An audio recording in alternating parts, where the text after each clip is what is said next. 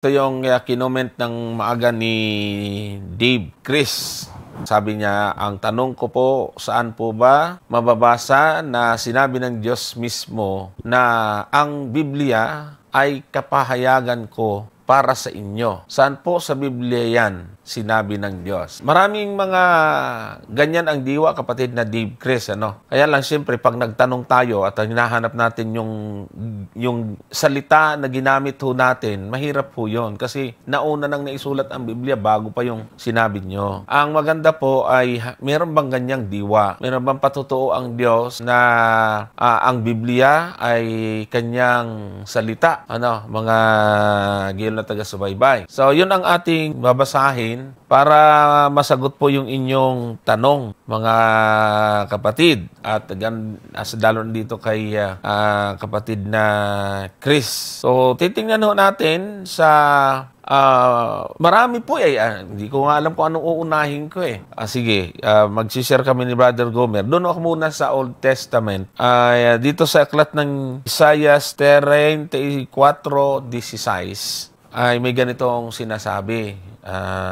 Tingnan natin to, mga kapatid. Inyong saliksikin sa aklat ng Panginoon at inyong basahin. Kahit isa sa mga ito ay hindi magkukulang. Walang mangangailangan ng kanyang kasama sapagkat iniutos ng aking bibig at pinisan sila ng kanyang espiritu. So, makikita po natin dito ang salitang aklat ng Panginoon. Yan ang malinaw, mga gil na taga-subaybay. So, ang aklat ng Panginoon ito, ang sabi dyan, ay kumplito, hindi magkukulang. At ang nag-ipon ho nito ay yung banal na espiritu. Alam niyo kung paano po naipon yung Bible? Sinulat ho ito ng mahigit kumulang 4 na pong tao na magkakaibang writer, magkakaibang panahon na buhay, hindi nagkita-kita. Tapos ay hindi naman nagkakakontrahan ang kanilang sinasabi, nagkakaugnay-ugnay. At kung paano po ito na-discover at na-compile, ay napaka-imposible, mga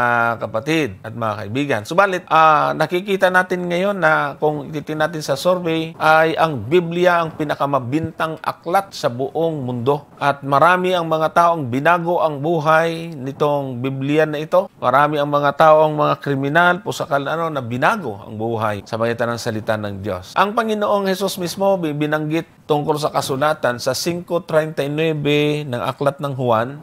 Ganito ang ating mababasa, mga kapatid. Sabi po rito sa Kapitulo 5:39, saliksikin ninyo ang mga kasulatan sapagkat iniisip ninyo na sa mga yaon ay mayroon kayong buhay na walang hanggan. At ang mga ito'y siyang nangagpapatutuo tungkol sa akin. So, ayan po ang maliwanag, mga kapatid. Pero yung hanapin natin na ang Biblia ay sinulat ko, ay hindi na po natin makikita yun. Kasi ngayon nyo lang po yun na binanggit. Nauna na pong naisulat ang Biblia. Pero itong mga talatang ito, mas higit pa po doon. Ito pa po ang isang talata na makikita po natin. Bago ko ibigay kay Brother Gomer. Sa ikalawang Pedro 1:22. Siguro natin sa 19. Ikalawang Pedro 1:19 hanggang 21. Ganito po ang nakasulat, mga kapatid. At kami mayroong lalong panatag na salita ng hula na mabuti ang inyong ginagawa kung ito'y inyong sinusundan. Na gaya ng isang liwanag ay ilawang lumiliwanag sa isang dakong madilim hanggang sa pagbubukang liwayway at ang tala sa umaga ay sumilang sa kanilang mga puso. Ito yung sinasabi ko po, mga kapatid, na inihalin tulad ito sa ilawang lumiliwanag. Kaya maraming mga tao ang dating nasa dilim, nasa makasalanang buhay, pero binago. Kasi para itong liwanag na nagliliwanag sa dilim at ang mga tao na makakakita nito ay magkakaroon ng pag-asa. Kaya nga sabi diyan, at ang tala sa umaga ay sumilang sa inyong mga puso. Marami ang nagkakaroon ng pananampalataya sa Diyos sa pamamagitan ng Biblia. Hindi naman pag nagbasa ng Biblia, nagkaroon ka ng pananampalataya sa pastor o sa leader. Bagaman may ganun, kasi yun ang sintro Pero ang resulta ng pagbabasa ng Biblia, sabi doon sa 5:39 kanina ng Juan, ay makikilala natin ang Panginoon. Sa talatang 20, sabi diyan, na maalaman muna ito na alinmang hula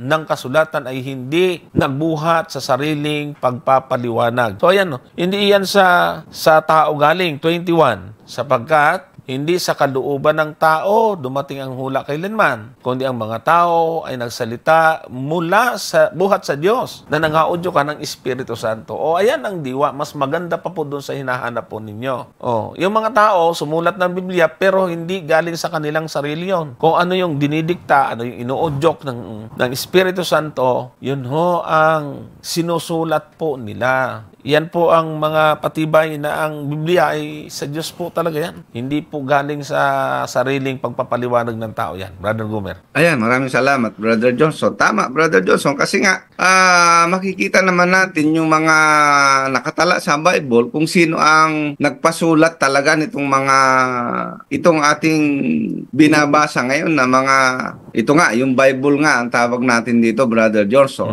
Kaya nga, titingnan natin, halimbawa dito sa 24:4 ng Exodo, pansinin po ninyo yung talata ng Exodo 24:4. Ang sabi diyan, at isinulat ni Moises ang lahat ng mga salita ng Panginoon. So napansin po ninyo na ang isinulat ni Moises ay salita ng Panginoon, no? At bumangon na maaga sa kinumaga, nagtayo ng isang dambana sa paanan ng mundok at ng 12 batong pinakaalala ayon sa 12 lipi ni Israel. So maliwanag ito na si Moises ay nagsulat. O si Jeremias ay pinasulat din, no? Si Isaias ay ganun din. Tingnan natin yung isang talata sa Isaias, ano? Ang sabi doon sa Isaias 30, ang talata ay 8. Ang sabi naman diyan, ngayon yumaon ka, isulat mo sa harap nila sa isang tapyas na bato at ititik mo sa isang aklat upang manatili sa panahong darating na walang hanggan. So,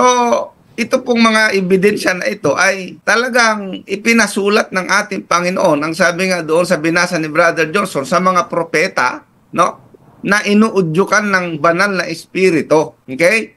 At itong mga sulat na ito, ang tawag dyan ay aklat ng Panginoon eh. Actually, yung sulat ni Moises, nung magtagal-tagal na, wala na si Moises, sa panahon na nila, dito sa panahon na ng mga hari, tingnan natin yung tala dito sa Ikalawang Hari sa 22. Pansinin po ninyo. Sa Ikalawang Hari 22, yung aklat na isinulat ni Moises, ang sabi dito ay ganito. Sa 22, ang talata ay 8.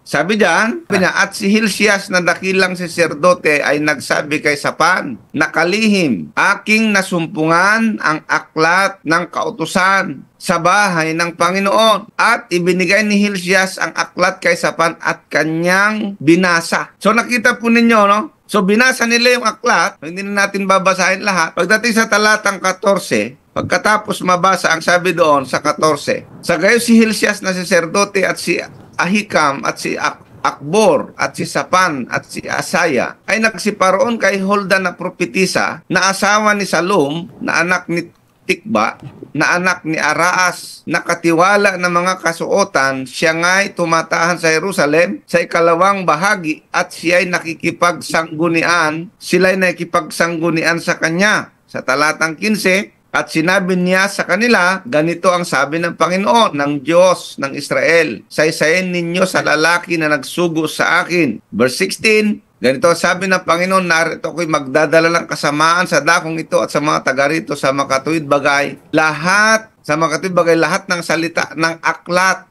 na nabasa ng hari sa Huda. So maliwanag po mga kapatid kung bakit tayo ngayon ay may Biblia, sapagkat ito ay ipinasulat talaga ng Diyos, no? At pagdating na sa Bagong Tipan, ito naman ay maliwanag na kahit hanggang sa Bagong Tipan, Brother Johnson, ay ito pa rin yung kanilang binabasa. O tingnan po ninyo dito sa Lucas 14, halimbawa, o Lucas 4. Sa Lucas 4, umpisahan po natin ang basa sa talatang 16. Tingnan po ninyo ito. Sabi diyan, at siya ay napasa Nazaret na kanyang nilakhan at ayon sa kanyang kaugalian siya ay pumasok sa sinagoga ng araw ng Sabat at nagtindig upang bumasa. O ano yung babasahin, Brother Johnson? Kasi mayroong babasahin eh. Ang ating Panginoon, sabi niya ay ugali niya pumunta sa sinagoga at siya ay nagtindig upang bumasa. Sa verse 17, pansinin po ninyo. Sabi niya, at ibinigay sa kanya ang aklat ng propeta Isaias. Nakita po ninyo mga kapatid, So kahit sa panahon ng ating Panginoong Hesukristo, meron talaga silang Biblia. Katulad nito, ang ating Panginoong Hesukristo na ang nandyan, pero kahit ang ating Panginoong Hesukristo ay bumabasa ng aklat ni Isaias At ang sabi diyan, at binuklat niya ang aklat na nasumpungan niya ang dakong kinasusulatan. O tapos, ano nangyari? Verse 18, sabi diyan, sumasa akin ang Espiritu ng Panginoon sapagkat ako'y pinahiran niya upang ipangaral ang mabubuting balita sa mga dukha. Ako'y sinugo niya upang itanyag ang sa mga bihag ang pagkaligtas at sa mga bulag ang pagkakita upang bigyan ng kalayaan ang nangaapi. Tuloy. 19, upang itanyag ang kaaya-ayang taon ng Panginoon. Tapos sa verse 20, pagkatapos basahin ng ating Panginoon yung aklat ni Isaias, anong ginawa niya? At binalumbon niya ang aklat at isinauli sa naglilingkod at naupo. At ang mga mata ng lahat ng nasa sinagoga ay nakatitig sa kanya. So, nakikita po ninyo mga kapatid, na sa panahon ng ating Panginoong Hesukristo, may Biblia na sila noon. Ito na nga po yun Yung lumang tipan na tinatawag natin ngayon, yung mula Henesis hanggang Malakyas, yan po yung kanilang Biblia noon. At ang tawag dyan, kadalasan ay kautusan at mga propeta. Yan po ang tawag nila dyan. Or kautusan, mga propeta at mga awit. O pansinin po ninyo yung Lucas 24. Ito ang sabi ng ating Panginoon sa talatang 44. Sabi diyan, Lucas 24:44. At sinabi niya sa kanila, ang ating Panginoon po yan, ito ang aking mga salitang sinabi ko sa inyo, nang ako'y sumasa inyo pa, na kinakailangang matupad ang lahat ng mga bagay na nangasusulat tungkol sa akin. Saan? Sa kautusan ni Moises. Yung kautusan po ni Moises, yan po yung first 5 books ng Lumang Tipan, Genesis to Deuteronomy. At sa mga propeta, so yun po yung mga aklat ng mga propeta, kasama na po dyan yung aklat ni Samuel, hanggang kay Isaias, hanggang kay Malakyas. Tapos ang sabi niya, at sa mga awit. So kumpleto po talaga yan. Yan po yung Biblia nila noon. Okay? At yung Biblia na yan, ang tawag dyan ay banal na kasulatan. Ang sabi doon ni Pablo sa ikalawang Timoteo, pansinin po ninyo yung ikalawang Timoteo. Ano ang tawag dyan ng mga apostol? Ikalawang Timoteo 3, ang talata ay 15. Ang sabi dyan ni Timoteo, ni Apostol Pablo kay Timoteo, at mula sa pagkasanggol ay iyong nalalaman ang mga banal na kasulatan. So ang tawag nila dyan talaga, banal na kasulatan, no? Ang tawag ng ating Panginoon, saliksikin ninyo ang mga kasulatan. Okay? Na makapagpadunong sa iyo sa ikaliligtas sa pamamagitan ng pananampalataya kay Kristo. Tapos sa 16, ano sabi sa 16? Ang lahat ng mga kasulatan na kinasihan ng Diyos. So itong mga binabasa natin ngayon na ito, maliwanag po yan, kinasihan talaga ng Diyos. Ipinasulat niya sa mga propeta. Pinasulat niya kay Moises. Ang sabi niyan, itong mga kasulatan na kinasihan ng Diyos ay mapapakinabangan din naman sa pagtuturo, sa pagsansala, sa pagsaway, sa ikatututo na nasa katwiran. 17. Upang ang tao ng Diyos ay maging sakdal, tinuro ang lubos sa lahat ng mga gawang mabuti. Kaya nga, kapag sinunod mo ang mga salita ng aklat na ito, talagang mapapabuti ang iyong kalagayan. Ayan po yung ating masasabi dyan sa tanong ni brother, kapatid na Dave Chris. Yan, kapatid na Dave. So, maliwanag po na ang banal na kasulatan na ating binabasa po ngayon ay aklat po talaga ng Panginoon, Brother Johnson. Okay, sige.